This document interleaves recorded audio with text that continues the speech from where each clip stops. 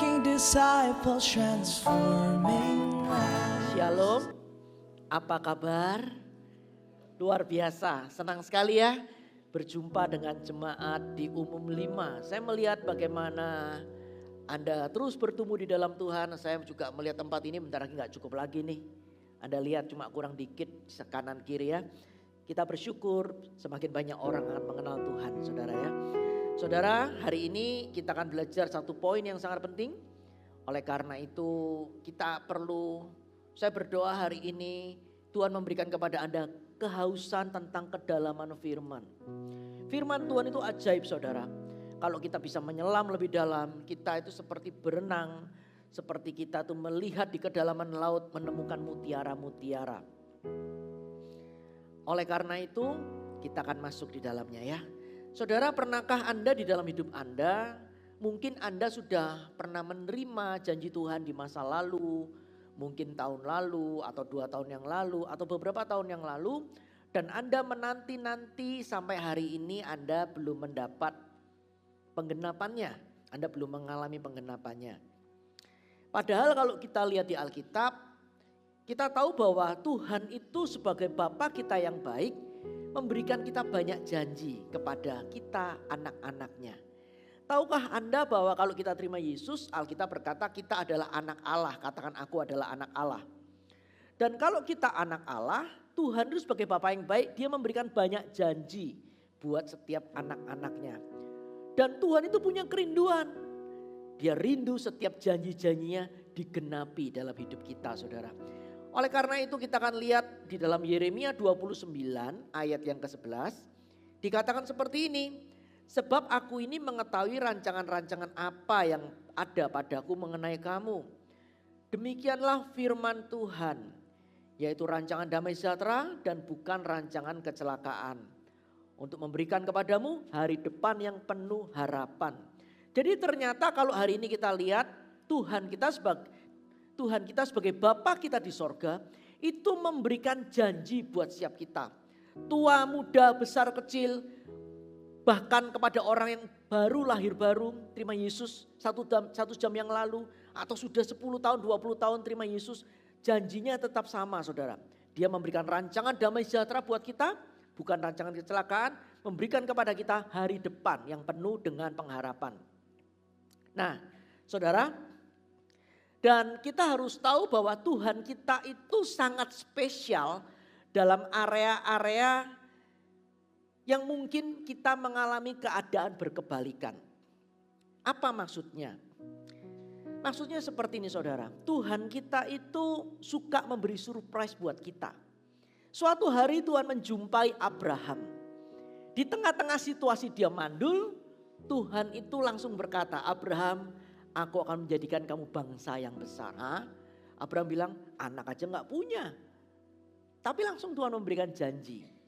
Dan janji Tuhan itu bukan janji yang kosong. Kita tahu bahwa Tuhan menggenapinya. Demikian pula saudara, pada suatu hari Tuhan menjumpai Gideon. Tuhan menjumpai Gideon di waktu yang sangat tidak tepat. Dia sangat ketakutan bersembunyi karena orang Midian. Ternyata Tuhan menjumpai Gideon dan berkata, hai kamu pahlawan yang gagah perkasa.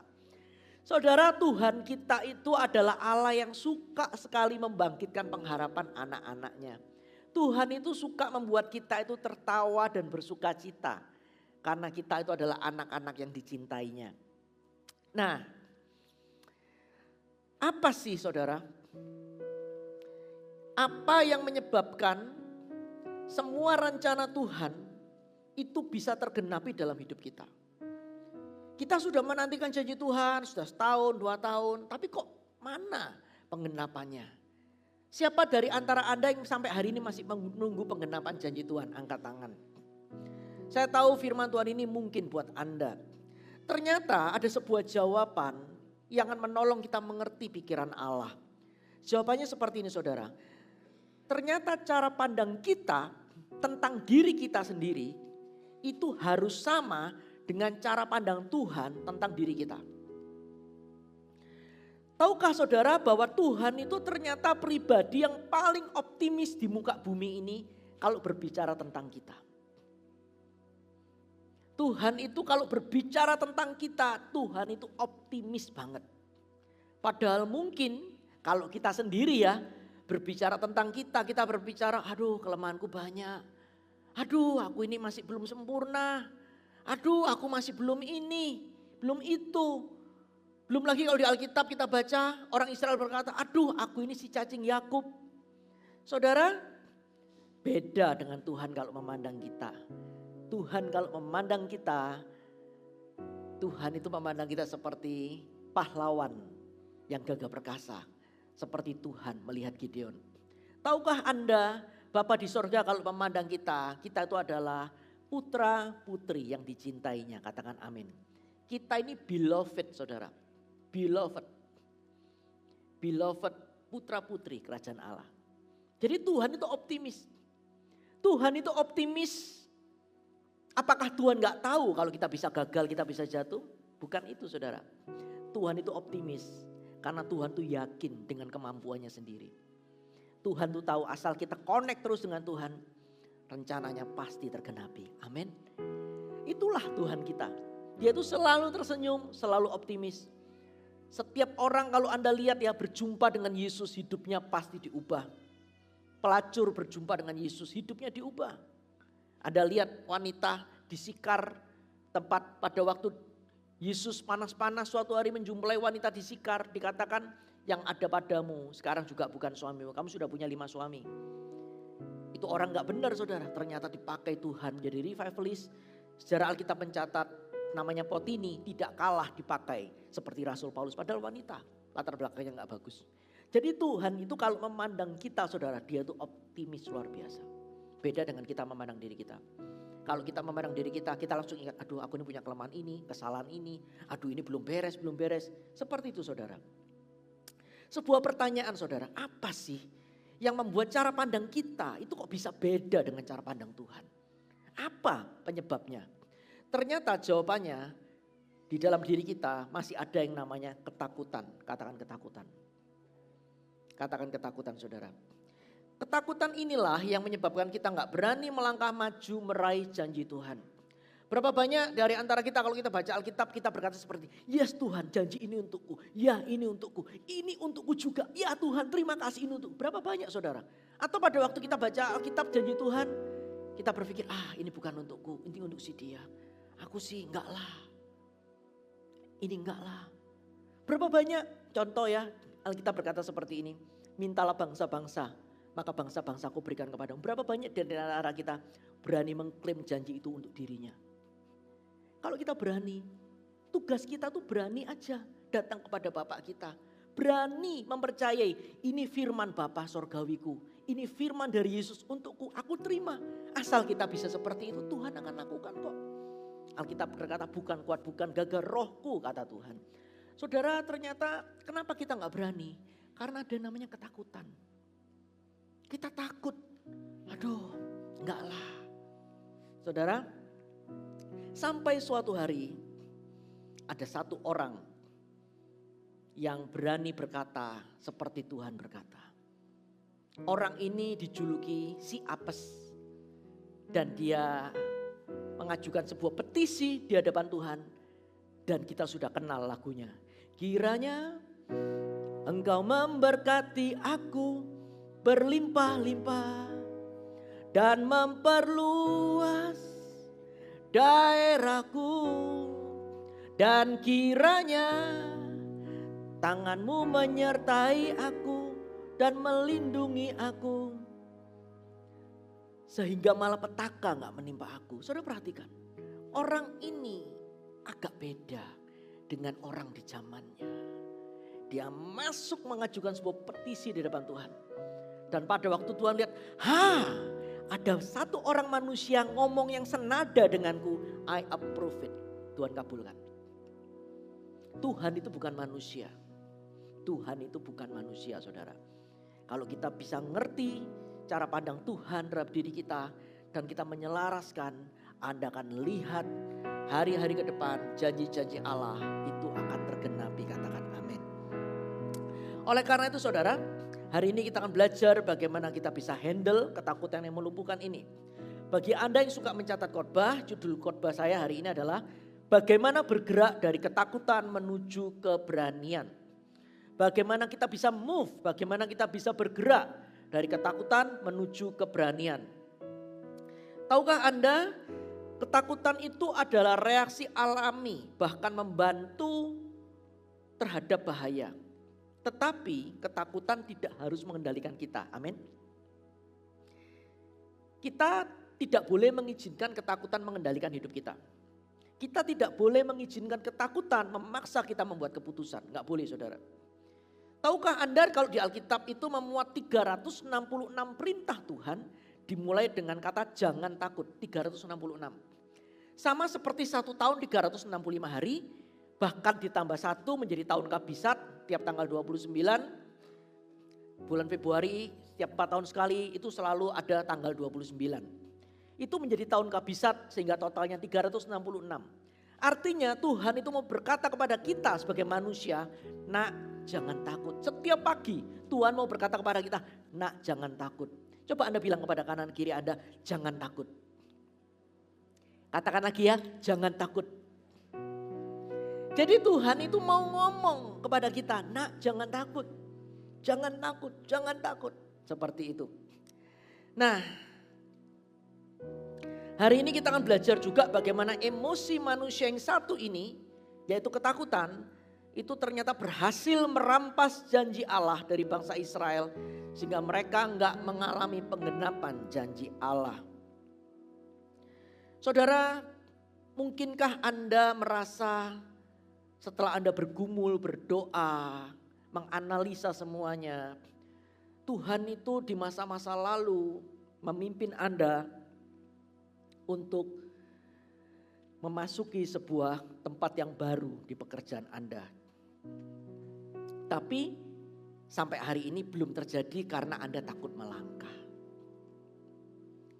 Berapa banyak dari Anda mungkin Tuhan sedang memimpin Anda memulai bisnis Anda sendiri, tetapi Anda takut gagal. Atau mungkin dari antara Anda takut penolakan. Sehingga Anda sudah lulus kuliah, sudah 5 tahun lulus kuliah, tetapi belum pernah memasukkan satu CV pun ke perusahaan-perusahaan untuk Anda bisa bekerja di dalamnya. Karena ternyata setiap kali Anda mau memasukkan CV, Anda berpikir, nanti kalau gagal bagaimana? Bukannya berpikir gini, nanti kalau berhasil bagaimana? Kita kebalik sebagai manusia kadang-kadang. Mikirnya kalau gagal bagaimana? Hari ini belajar ya, berpikirlah kebalik seperti Tuhan. Maksudnya apa? Kalau Anda takut, Anda berpikirlah kalau berhasil nanti bagaimana? Bisa mengerti ya? Jadi 5 tahun gak kemana-mana saudara. Tahukah Anda bahwa ketakutan ini yang menyebabkan potensi kita gak bisa berkembang? Tidak ada yang lebih enak tinggal di dunia ini kalau kita gak punya ketakutan selain takut akan Tuhan. Tidak ada yang lebih sengsara hidup di dunia ini kalau kita dibelenggu di dalam ketakutan. Ketakutan itu begitu membatasi saudara. Dan ketakutan itu muncul karena pertama manusia jatuh di dalam dosa. Sebelum manusia jatuh dalam dosa gak ada namanya kata fear, itu gak ada. Gak ada. Tetapi sejak manusia jatuh dalam dosa muncul yang namanya ketakutan. Oleh karena itu pada waktu kita terima Yesus, Yesus mau menebus kita dari kuk ketakutan. Yesus mau membebaskan kita dari roh ketakutan ini saudara. Ketakutan inilah yang menyebabkan seorang bisnismen gak berani ekspansi. Padahal dengan jelas secara perhitungan itu menguntungkan. Sehingga pada waktu temannya ambil kesempatan itu dia menyesal. Dia berkata, aduh Tuhan dulu sudah berbicara, aku kok gak melangkah seperti itu. Bahkan ketakutan ini juga membuat seorang tidak berani belajar hal-hal atau keahlian yang baru. Ketakutan ini saudara seperti penjara dalam hati dan pikiran seseorang. Hari ini kita belajar saudara bahwa ketakutan adalah emosi yang melumpuhkan kita. Ini yang membuat kita gak bisa bergerak maju dalam rencana Tuhan dalam hidup kita. Saat kita berbicara tentang ketakutan, saya menunjukkan kepada Anda bahwa tidak semua ketakutan itu berbahaya. Contoh ya, seorang anak yang takut tidak naik kelas. Sehingga dia rajin belajar. Sehingga akhirnya dia bisa mendapatkan hasil yang terbaik dan dia bisa naik kelas. Mungkin Anda ada orang-orang yang takut ketinggalan pesawat. Sehingga Anda prepare jauh-jauh waktu. Anda berangkat lebih early. Apalagi di momen sekarang. Masa-masa setelah pandemi, itu berangkat ke bandara itu lebih macet dibanding biasanya. Betul apa betul? Dan karena Anda takut ketinggalan pesawat, Anda berangkat lebih awal. Siapa yang suka kalau Anda sedang mau naik pesawat, Anda suka datang lebih early, angkat tangan. Saya tipe orang itu saudara, saya lebih baik tunggu di bandara, early supaya nggak kehilangan damai sejahtera. Tapi ada orang loh, kadang-kadang itu merasa adrenalinnya perlu dipacu. Kurang mepet gitu ya. Wah, pokoknya kalau dia bisa sampai sebagai orang terakhir yang naik ke pesawat, dia itu merasakan kepuasan yang tiada tara. Seolah-olah yes, berhasil. Dan dia bisa berjalan dengan tenang, penuh damai sejahtera, seperti tidak ada apa, padahal dia paling terakhir. Wah, dia itu menunjukkan kepuasan yang luar biasa. Saya bukan orang gitu saudara, saya nggak bisa. Itu bisa adrenalinnya nggak tahu kemana. Saudara, bukan ketakutan itu yang saya bicarakan. Bukan ketakutan tentang ketinggalan pesawat, bukan tentang ketakutan naik kelas. Yang saya bahas ini adalah ketakutan yang melumpuhkan. Katakan ketakutan yang melumpuhkan. Ini yang berbahaya saudara. Ketakutan yang melumpuhkan itu saudara menyebabkan sistem kekebalan tubuh kita itu tertekan. Itu adalah perasaan ditahan dan seperti dicekik. Ketika Anda menyadari bahwa Anda tercekik, Anda akan menjadi lebih takut dan panik. Jadi ternyata ketakutan yang melumpuhkan ini punya saudara, namanya panik saudara. Dan itulah yang dilakukan oleh rasa takut. Itu menyebabkan perubahan suasana hati, pikiran menjadi obsesif kompulsif, muncul kecemasan kronis, dan pemikiran umum bahwa Anda adalah korban. Jadi ternyata ujung dari ketakutan yang melumpuhkan itu akan mengubah DNA Anda sehingga Anda berpikir Anda adalah korban. Ini yang bahaya saudara. Dan ada juga konsekuensi rohani yang melumpuhkan dari rasa takut ini. Itu sudah masuk dalam kategori ditindas oleh roh ketakutan alias ada roh jahat di dalamnya. Kalau sudah ada roh jahat itu harus dilawan, diusir dalam nama Yesus. Pergi dalam nama Yesus. Itu kalau roh jahat. Tetapi yang kita bicarakan hari ini, bagaimana kita bisa handle ketakutan yang melumpuhkan ini kalau muncul dalam hati kita. Seorang pemenang Nobel perdamaian bernama Alexander Solzhenitsyn, dia itu menghabiskan waktu bertahun-tahun di kamp konsentrasi Rusia. Jadi tiap hari saudara, dia tuh melihat mayat bergelimangan di mana-mana. Teman-temannya meninggal karena itu terjadi perang, waktu itu perang Uni Soviet saudara. Dan dia melihat tiap hari seolah-olah nyawa gak ada harganya. Dan orang ini saudara, dia menanyakan seperti ini. Jika hidup kita dalam keadaan ketakutan terus-menerus, dapatkah kita tetap menjadi manusia? Jawaban tersirat adalah tidak. Jadi ternyata kalau kita nih hidup dalam ketakutan terus-menerus, DNA kita sebagai manusia itu akan berubah. Kita akan berubah saudara. Kalau kita ingat pada mulanya Tuhan menciptakan manusia itu untuk berkuasa, menjadi pemenang, itu akan berubah menjadi korban. Mengeri loh rasa takut itu. Ketakutan yang melumpuhkan itu ujungnya menjadi korban. Anda bisa lihat saudara, kalau orang sudah sampai menjadi korban, itu biasanya dia sudah mengalami ketakutan yang terus menerus saudara, seperti itu. Hari ini kita lihat saudara, meskipun kita ini diciptakan menurut gambar dan rupa Allah, ketika kita membiarkan rasa takut mengendalikan hidup kita, kita ini tidak seperti menjadi pembawa gambar Allah. Kita ini menjadi lebih seperti binatang yang lari dan bersembunyi di setiap suara dalam bayangan. Ketakutan seperti itu. Dan hari ini kita belajar dari sekelompok umat Tuhan orang Israel yang kehilangan berkat masa depan karena ketakutan. Nanti Anda bisa lihat bilangan 13 dan bilangan 14. Saya akan langsung aja saudara menunjukkan kepada Anda dampak dari ketakutan yang melumpuhkan. Bilangan 13 ayat ke-33. Juga kami lihat di sana orang-orang raksasa. Orang-orang enak yang berasal dari orang-orang raksasa. Dan kami lihat diri kami seperti belalang. Dan demikian juga mereka terhadap kami. Saudara Anda lihat bilangan 13 ayat 33 ini adalah hasil dari ketakutan yang melumpuhkan. Saudara, pada waktu mereka melihat bahwa orang-orang di sana seperti raksasa, orang-orang enak berasal dari orang-orang raksasa, itu adalah satu hal. Waktu mereka melihat bahwa tantangannya besar-besar, itu adalah satu hal. Tetapi Anda lihat saudara, yang paling fatal dikatakan kami lihat diri kami seperti belalang. Wow. Karena mereka melihat diri mereka seperti belalang, dikatakan juga dan demikian juga mereka terhadap kami. Saudara, ini adalah sebuah prinsip yang penting yang kita perlu mengerti.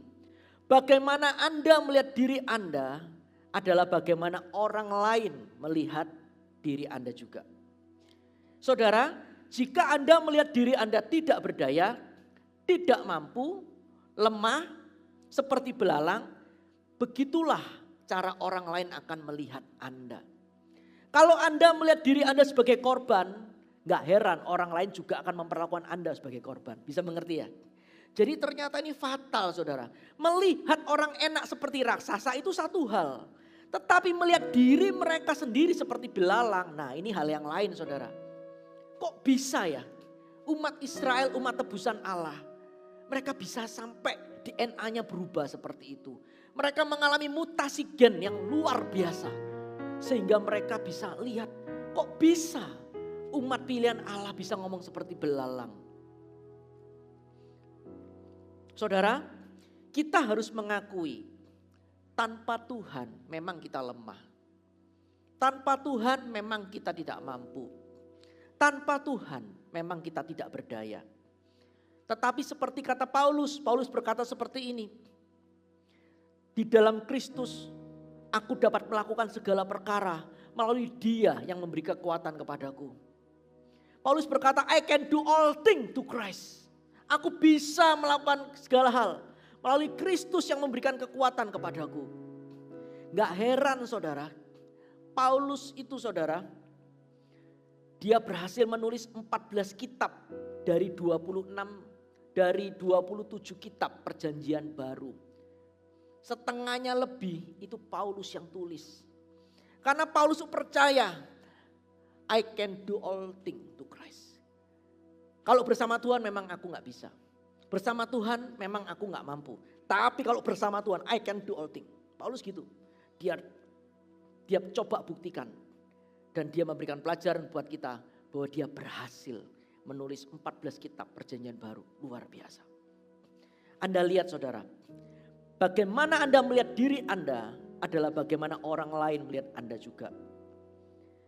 Kalau orang Israel pada waktu takut pada raksasa, kita akan lihat saudara ya, sama-sama melihat raksasa, apa reaksi pengintai-pengintai mata-mata Israel terhadap dua laporan ini.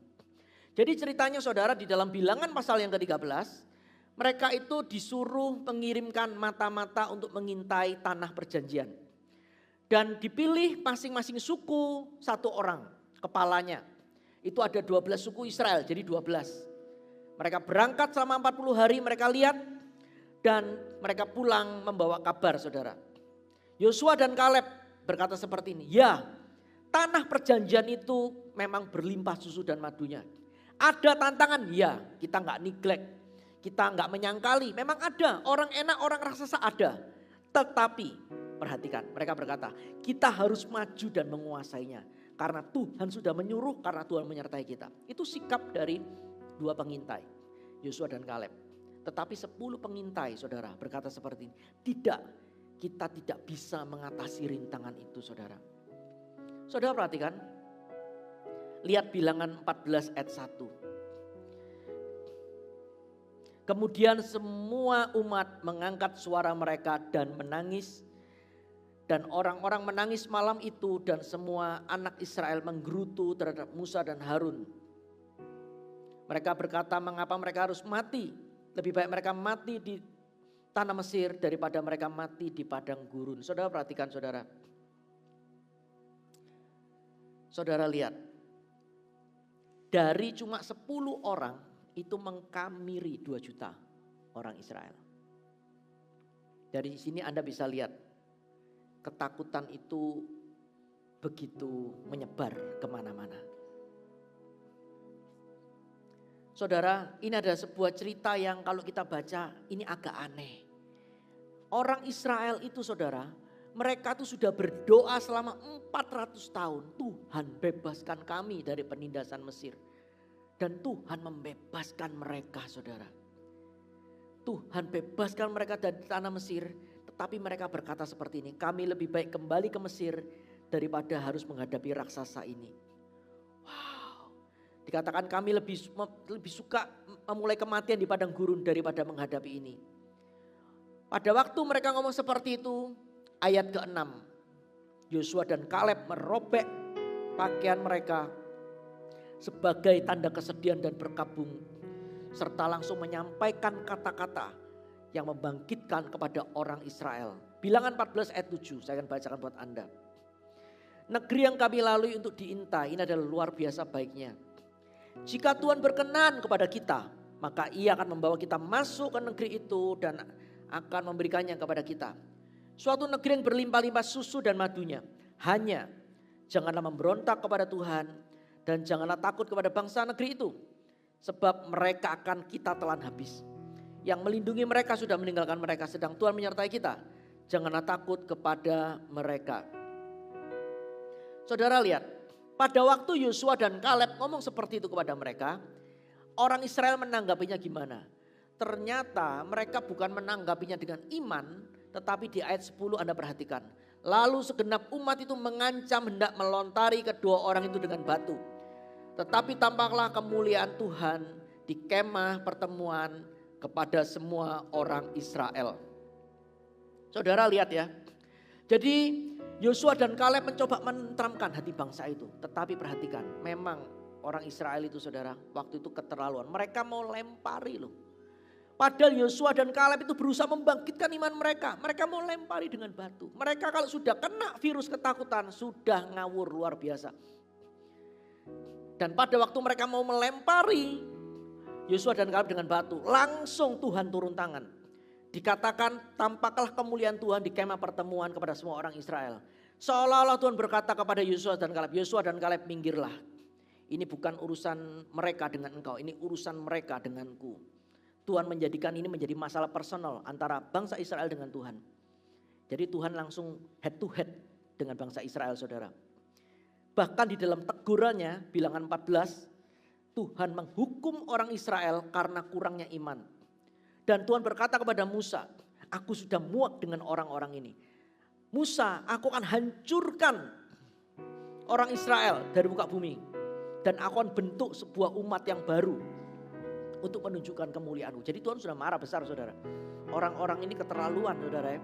Jadi sama Tuhan di tanda kutip diladeni. Nah, lihat apa yang dilakukan Musa saudara. Sebaliknya Musa mohon Tuhan untuk mengubah pikirannya. Dalam doa syafaat Musa yang luar biasa, Musa berkata seperti ini. Tuhan, jikalau hal itu kedengaran kepada orang Mesir, padahal engkau telah menuntun bangsa ini dengan kekuatan-Mu dari tengah-tengah mereka. Jadi jikalau engkau membunuh bangsa ini sampai habis, maka bangsa-bangsa yang mendengar kabar tentang engkau ini nanti akan berkata, oleh karena Tuhan tidak berkuasa membawa bangsa ini masuk ke negeri yang janjikannya dengan bersumpah kepada mereka, maka Ia menyembelih mereka di padang gurun. Ayat yang ke-19. Ampunilah kiranya kesalahan bangsa ini sesuai dengan kebesaran kasih setiamu, seperti engkau telah mengampuni bangsa ini mulai dari Mesir sampai kemari. Dan Tuhan mendengarkan Musa. Ayat 20 dikatakan seperti ini. Jadi Tuhan berkata, aku mengampuninya sesuai dengan permintaanmu. Hanya demi aku yang hidup. Dan kemuliaan Tuhan memenuhi seluruh bumi. Semua orang yang telah melihat kemuliaanku dan tanda-tanda mujizat yang kuperbuat di Mesir dan di padang gurun. Namun telah 10 kali mencobai aku dan tidak mau mendengarkan suaraku. Pastilah tidak akan melihat negeri yang kujanjikan dengan bersumpah kepada nenek moyang mereka. Semua yang menista aku ini tidak akan melihatnya. Saudara, secara fakta Tuhan mau menunjukkan bahwa setiap orang yang berusia, semua orang yang berusia 20 tahun ke atas akan mati di padang belantara tanpa memiliki tanah perjanjian kecuali Yosua dan Kaleb. Ini ada sebuah hikmat pengertian yang kita perlu mengerti saudara.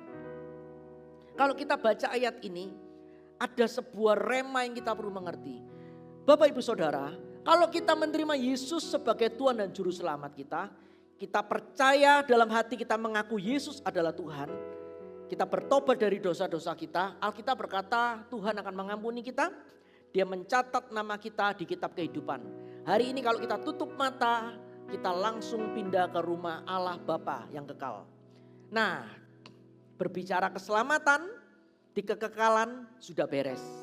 Nah, masalahnya saudara, kalau kita mengizinkan ketakutan itu melumpuhkan hidup kita, jangan-jangan selama kita hidup di muka bumi, kita nggak bisa masuk tanah perjanjian.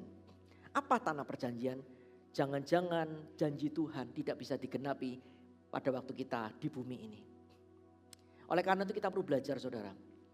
Berapa banyak kita melihat ya, ada orang-orang Kristen tetapi nggak bisa mengalami penggenapan janji Tuhan.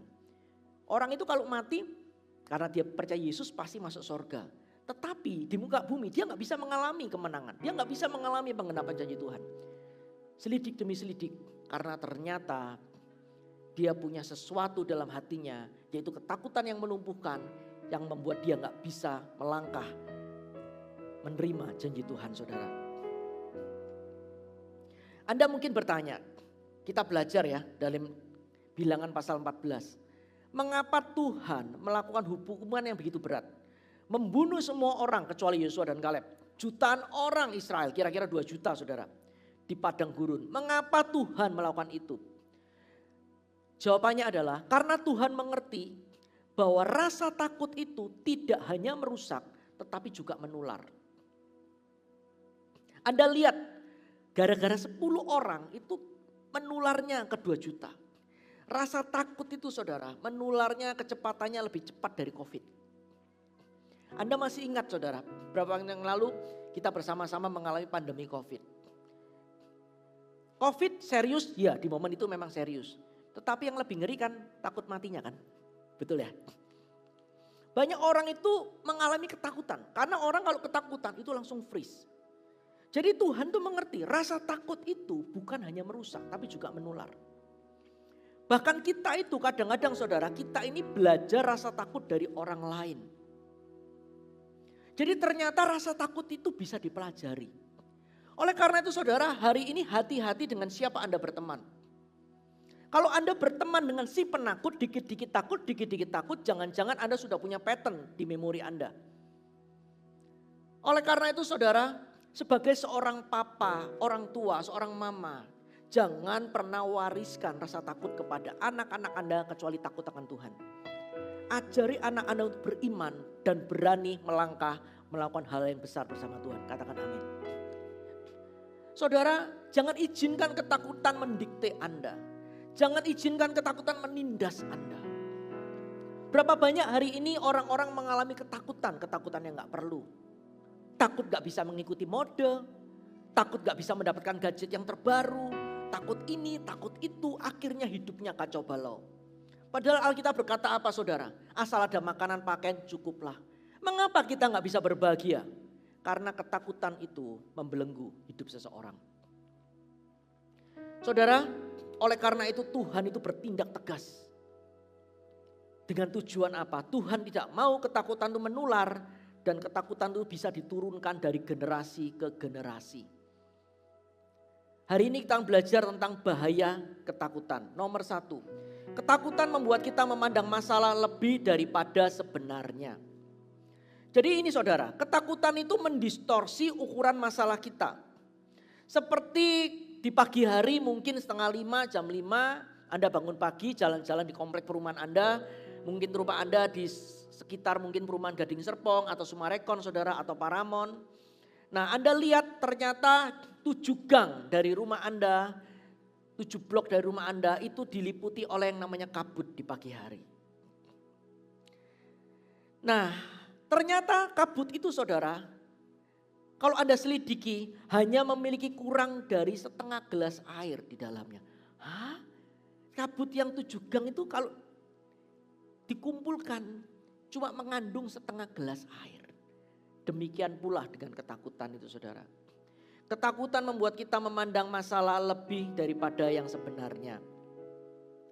Ketakutan itu saudara, kalau sudah bercokol di hati dan pikiran seseorang, itu akan memiliki cara untuk menghentikan orang itu dan melumpuhkan orang itu. Oleh karena itu kita harus berhati-hati. Sama seperti Anda sedang berkaca menggunakan cermin cembung. Saudara, kalau Anda memiliki mobil atau sepeda motor, spionnya itu terbuat dari cermin cembung. Oleh karena itu kalau Anda lihat di spion, mungkin truk yang masih jauh itu kelihatan dekat dan besar. Nah, seperti itu saudara. Saudara, berapa banyak dari Anda sebagai seorang wanita kalau lagi berdandan, bercermin di depan cermin, Anda berkata kepada tukang Anda berkata seperti ini, "Pak, tolong ganti kacanya dengan cermin cembung." Saya yakin tidak ada yang mau menggantinya. Karena apa? Sekali cermin cembung itu diletakkan di kaca Anda yang slim, seorang wanita yang keren, slim, Anda berkaca di cermin cembung, langsung jadi slum. Karena cembung cerminnya saudara. Anda yang mungkin sudah puasa 7 hari, diet, jaga fisik ya, jaga badan. Tiba-tiba langsung, karena cermin cembung. Pipi Anda langsung jadi wow. Karena dicembungkan semua saudara, bayangkan. Luar biasa. Dan lebih dekat. Anda bisa kaget. Oleh karena itu saudara, ketakutan seperti itu. Ketakutan itu membuat masalah tampak lebih besar dan lebih mendekat. Padahal Alkitab berkata seperti ini. Manusia itu sebenarnya ya, kalau ngomong ketakutan, manusia itu paling takut mati. Padahal Alkitab berkata seperti ini. Hai maut, di manakah sengatmu? Semuanya itu sudah ditelan oleh karena kebangkitan Yesus. Tapi kalau ketakutan itu lagi bercokol, dia akan mendekat. Wow. Dia akan membesar-besarkan saudara. Seperti itu. Yang kedua saudara. Apa itu bahaya ketakutan? Ketakutan membuat kita menggunakan standar yang salah dalam mengukur masalah. Ketakutan membuat kita menggunakan standar yang salah dalam mengukur masalah. Saudara, kalau kita tahu bahwa gedung tertinggi di dunia itu ada di Dubai, di Timur Tengah. Gedung ini tingginya 2.717 kaki. Sebuah bangunan yang tinggi. Kalau kita berdiri di sebelahnya, maka kita ini seperti semut saudara. Karena gedung ini 2.717 kaki. Nah, tetapi jika Anda membandingkan dengan Gunung Everest itu tingginya 29.000 kaki. Maka gedung tertinggi di dunia ini dibandingkan Gunung Everest itu seperti sebuah bukit. Karena Gunung Everest itu 10 kali lebih daripada tingginya, daripada gedung pencakar langit di Dubai. Yang satu 2.700 sekian, yang satu 29.000 kaki tingginya. Saudara, sama dengan hal kita kalau kita menganalisis masalah. Kita kadang-kadang perlu tanya, sebenarnya kalau Anda punya masalah Anda itu sebesar apa? Berapa banyak dari antara kita mengukur masalah kita dengan kekuatan kita. Kita berkata, aduh ya aku gak mampu lah. Kekuatanku gak seberapa, masalahku besar. Dan memang masalah Anda kan seperti raksasa. Tetapi jika Anda mengukur masalah Anda dengan ukuran Tuhan yang Anda layani, maka masalah Anda akan menjadi belalang saudara. Saudara, kita harus tanya, sebenarnya Tuhan kita itu sebesar apa sih? Banyak orang berpikir, oh Tuhan Yesus itu kan Allah yang menjelma sebagai manusia. Jadi Tuhan itu besarnya tingginya sebesar itu. Saudara, Tuhan Yesus itu adalah Allah yang menjadi manusia dengan tujuan supaya bisa relate, ngobrol dengan kita, memberikan teladan hidup dan nilai-nilai kehidupan. Tetapi kalau Anda mau tahu Tuhan itu sebesar apa, firman Allah berkata seperti ini, langit itu adalah tumpuan kakiku. Jadi kalau Anda nanti keluar dari mall ini Anda lihat langit yang terbentang itu tumpuan kaki Tuhan. Maksudnya seperti panggungnya. Anda bisa bayangkan besarnya kaki Tuhan seperti apa. Kalau Anda bisa membayangkan itu, langsung Anda bisa lihat masalah Anda seperti belalang. Bisa mengerti ya? Wow, ternyata Tuhan itu lebih besar dari yang kita kira. Saudara, jika kita membandingkan masalah kita dengan diri kita, maka terlihat besar karena sudut pandang menurut diri kita. Tetapi jika kita melihat masalah kita dengan sudut pandang Tuhan, dengan kebesaran Tuhan, maka masalah kita kelihatan kecil. Dan pada waktu masalah kita terlihat kecil, kita akan punya kemampuan mengatasi masalah itu, saudara. Bahaya ketakutan yang ketiga. Ketakutan membuat kita melupakan kekuatan Tuhan. Saudara, ketakutan itu melupakan kekuatan Tuhan. Saudara, saya tertarik dengan cerita tentang 12 pengintai, bilangan 13. Mereka ini ya punya laporan yang sama, lihat tanah yang sama, lihat raksasa yang sama, lihat sebuah tempat yang dipenuhi susu dan madunya. Tetapi mereka sampai pada dua kesimpulan yang berbeda. Kok bisa ya? Bagi Yosua dan Kaleb, mereka nggak memungkiri ada masalah. Memang ada masalah, tetapi kita pasti bisa mengatasinya. Itu sikap mereka. Tetapi 10 pengintai, mereka berkata, kita punya masalah dan kita nggak bisa mengatasinya. 10 pengintai itu lupa tentang kekuatan Tuhan. Saudara, sebagai manusia ya, kita ini cenderung lupa loh. Atau melupakan tentang pertolongan, tentang kekuatan Tuhan. Kita cenderung melupakan. Dalam cerita tentang 10 pengintai, mereka lupa. Padahal peristiwa mereka dibebaskan dari tanah Mesir itu baru 1,5 tahun. Mereka bisa lupa loh. Bahwa Tuhan itu membebaskan mereka dengan menurunkan hujan es dari langit. Mengubah air sungai Nil menjadi darah. Terus apa? Membuat gelap gulita. Memberikan tulah 10 tulah kepada Mesir. Mereka itu lupa bahwa mereka pernah berjalan di sebuah dataran di tengah laut. Di mana air laut menjadi, mereka melihat seaward terbesar di dunia. Di mana air laut terbelah dan menjadi dindingnya. Mereka lupa, saudara. Kok bisa mereka lupa mereka diberikan mana dari sorga? Kok bisa mereka lupa mereka diberikan makan roti, makan daging dari burung-burung yang Tuhan beri?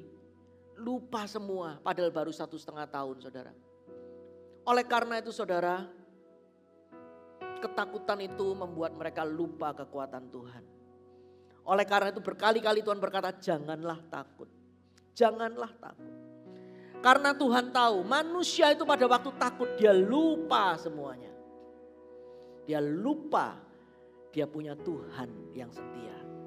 Dia punya Tuhan yang siap menolong mereka, saudara. Saudara, 8 kali di seluruh Alkitab ada sebuah kata seperti ini. Tidak ada yang terlalu sulit bagi Tuhan. Tidak ada yang mustahil bagi Tuhan. Tahukah Anda? Bahasa asli dari kata-kata tidak ada yang mustahil, tidak ada yang terlalu sulit itu apa? Dalam bahasa asli Ibrani dan Yunaninya, saudara, itu artinya tidak ada apa-apa. Emang gak ada. Jadi kalau dikatakan tidak ada yang terlalu sulit bagi Tuhan, artinya ya tidak ada yang terlalu sulit bagi Tuhan. Dan ketakutan itu melupakan kekuatan Tuhan. Saya mau tanya dengan Anda, siapa yang pernah ditolong Tuhan? Angkat tangan. Pasti pernah. Bilang kanan kiri Anda, jangan pernah lupa. Jangan pernah lupa ya. Jangan pernah lupa, saudara.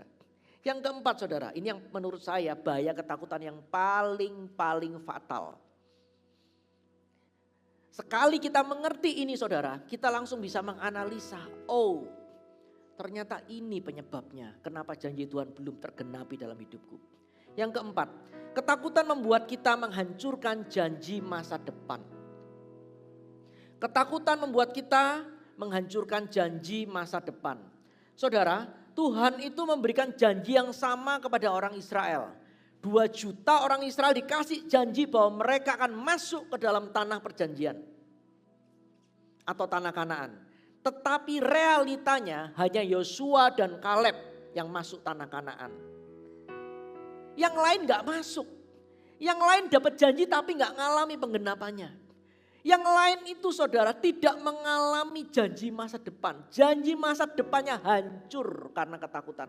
Mereka nggak mencapainya saudara. Seorang misionaris bernama Stanley Jones berkata seperti ini. Ketakutan adalah pasir dalam mesin kehidupan. Dan iman adalah minyaknya. Jadi ketakutan itu saudara seperti pasir. Hanya butuh beberapa butir untuk membuat hidup kita terhenti. Tetapi iman adalah minyak yang mendorong kita untuk maju. Oleh karena itu Anda hari ini lihat. Hanya beberapa butir ketakutan itu bisa membuat mesin kehidupan kita itu berhenti saudara. Kalau begitu apa penawar dari rasa takut? Penawar dari rasa takut adalah iman, katakan iman. Ibrani 11 ayat 1 dikatakan seperti ini. Iman adalah dasar dari segala sesuatu yang kita harapkan dan bukti dari segala sesuatu yang tidak kita lihat. Jadi dari kitab Ibrani ini saudara, kita bisa melihat bahwa iman itu adalah jaminan sekaligus keyakinan. Katakan jaminan, katakan keyakinan. Jadi iman itu adalah jaminan, yang satu keyakinan. Jadi iman itu adalah percaya bahwa Allah akan melakukan apa yang telah Dia janjikan. Dia percaya kalau Tuhan berkata A, Dia pasti lakukan A. Dan kemudian bertindak sesuai dengan itu. Jadi Anda lihat saudara, iman yang sejati, iman yang sehat menurut Alkitab. Pertama-tama keyakinan bahwa Allah akan melakukan apa yang Dia janjikan. Tetapi bukan hanya sekedar keyakinan, tetapi juga melangkah dalam tindakan kita saudara. Iman itu keyakinan, iman itu tindakan saudara. Bertindak berdasarkan apa yang Anda yakini. Oleh karena itu Anda lihat saudara. Kalau orang itu terbelenggu dengan ketakutan, dia gak punya keyakinan. Dan dia tidak mungkin punya kemampuan melangkah. Tetapi sekali orang itu punya iman. Iman itu dia punya keyakinan bahwa Tuhan pasti mengenapi yang Dia janjikan. Orang itu akan punya kemampuan untuk melangkah saudara. Dan kalau Anda lihat di dalam Ibrani 11 tentang tokoh-tokoh iman. Tindakan-tindakan iman saudara. Anda lihat saudara, Abraham itu percaya Tuhan itu akan memberikan tanah perjanjian kepadanya. Oleh karena itu suatu hari pada waktu malam-malam Tuhan berkata, Abraham keluar dari Ur Kasdim ke negeri yang aku tunjukkan kepadamu. Abraham percaya, dia terima keyakinan dan dia bertindak saudara.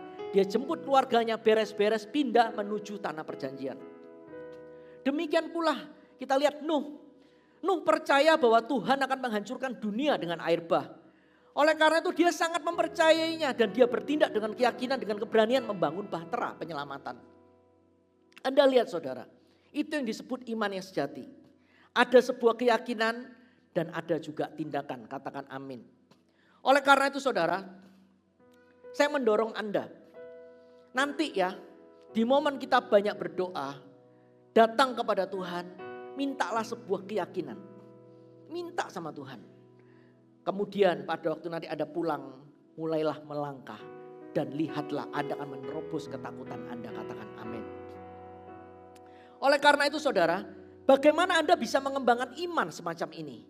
Bagaimana Anda bisa membiarkan iman dan bukan ketakutan yang memiliki keputusan akhir dalam kehidupan Anda?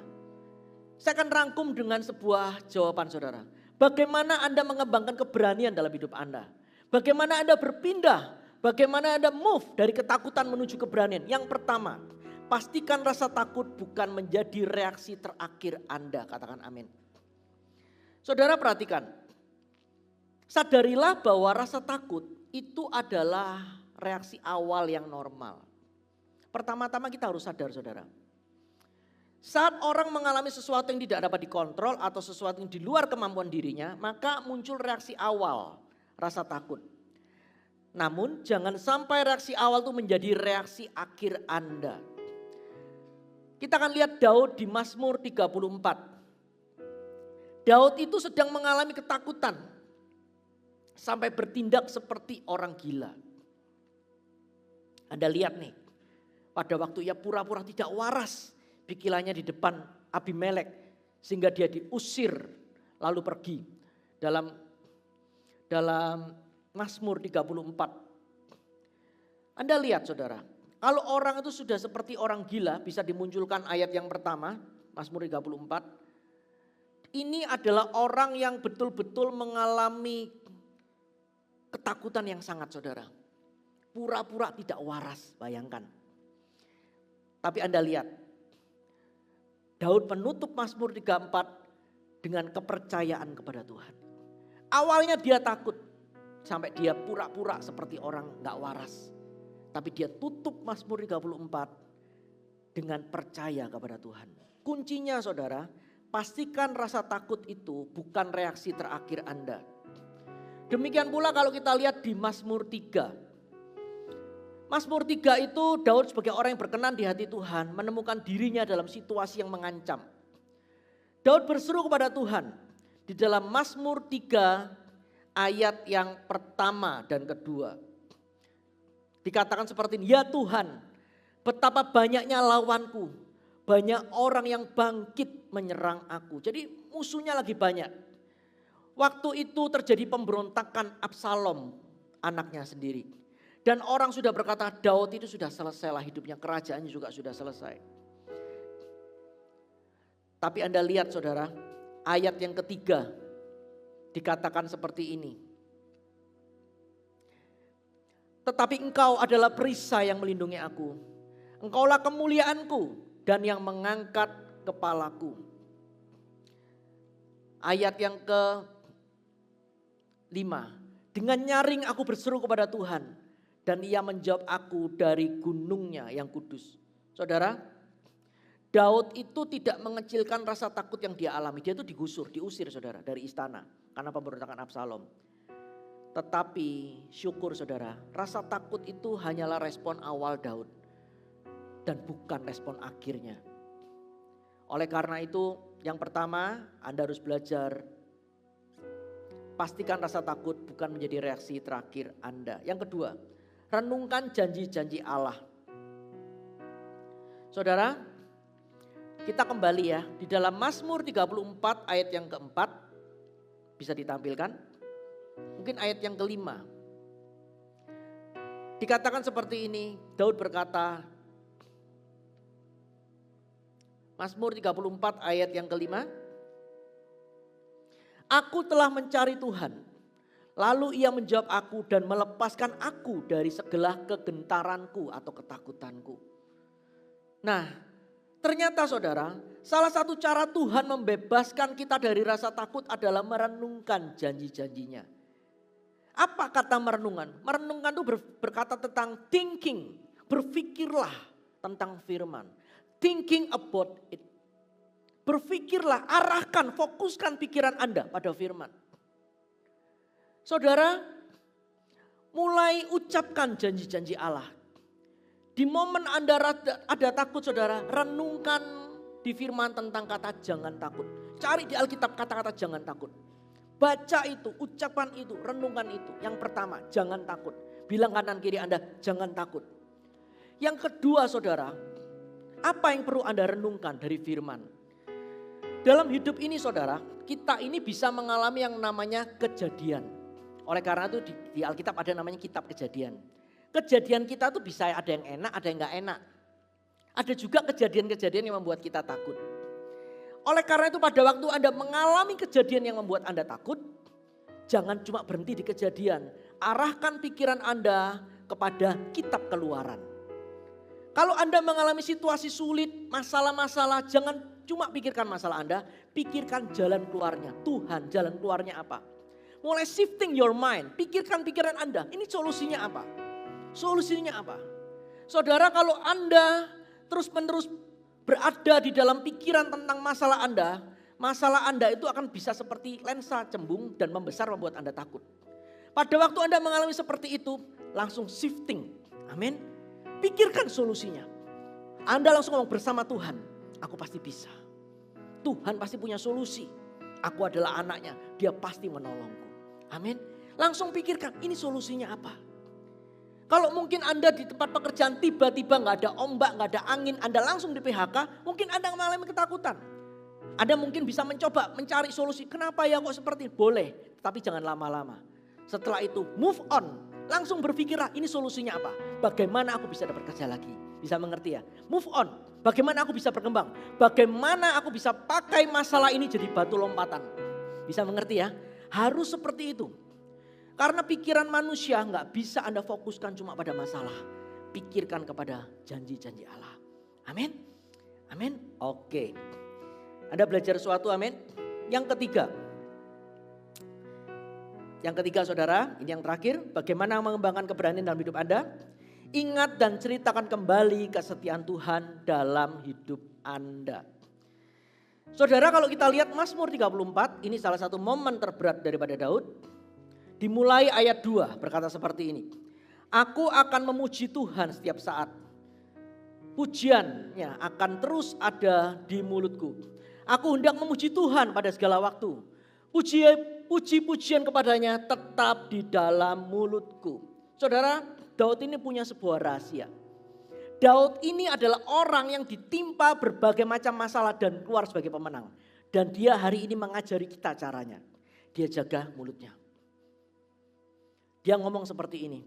Aku akan memuji Tuhan setiap waktu. Aku akan puji kesetiaannya. Aku akan puji kebesarannya. Pujian akan terus ada di mulutku. Orang lain mengeluh, aku gak mau. Aku terus memuji Tuhan. Daud berkata, aku akan terus berbicara tentang kesetiaan Tuhan. Karena pada waktu dia berbicara tentang kesetiaan Tuhan, dia itu menguatkan dirinya dan menguatkan orang lain. Tahukah Anda kalau rasa takut itu menular, iman juga menular. Amin. Tak tersembunyi kuasa Allah, kalau yang ditolong saya juga. Saudara, kalau kita itu memuji-muji tentang kesetiaan Tuhan, kita tuh yang pertama dikuatkan. Kedua orang yang mendengarnya juga akan dikuatkan, saudara. Saudara, oleh karena itu saya mendorong Anda sebagai keluarga, milikilah kumpulan cerita tentang Tuhan. Bagaimana Tuhan menolong Anda. Kumpulkan kisah-kisah itu. Kisah-kisah itu. Saudara, Anda bisa ceritakan nanti kepada anak-anak Anda.